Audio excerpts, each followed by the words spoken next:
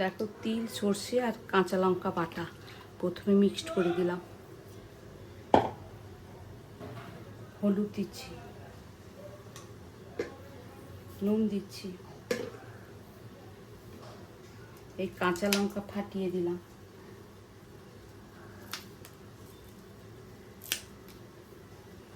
এবারে দেখো এই চিচিঙ্গে দিচ্ছি, কেটে কেটে রেখেছি, সব লম্বা লম্বা করে কেটে রেখেছি। সব সবজি মানে একই মাপে হবে। বেগুন কেটে রেখেছি, আলু, এই পেঁয়াজ, এবার এই দেখো পুঁই মেজরি, এটা পুঁই ডাঁটার ফুল যেটা হয় না,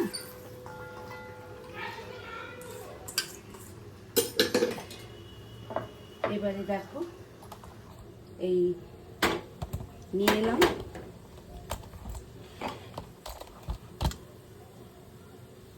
এবারে এই গ্যাস ধরাচ্ছি, গ্যাস ধরিয়ে এটা এবারে এইটা মনে হয়ে গেছে। দেখো ঢ্যাঁড়স, এটাতে ঢ্যাঁড়স বসিয়েছিলাম, এবারে এইটা ভাপাতে দিলাম এইভাবে। এবার দেখি, এই দেখো এই ঢ্যাঁড়সটাও টমেটো দিয়ে বেগুন দিয়ে যে করছি,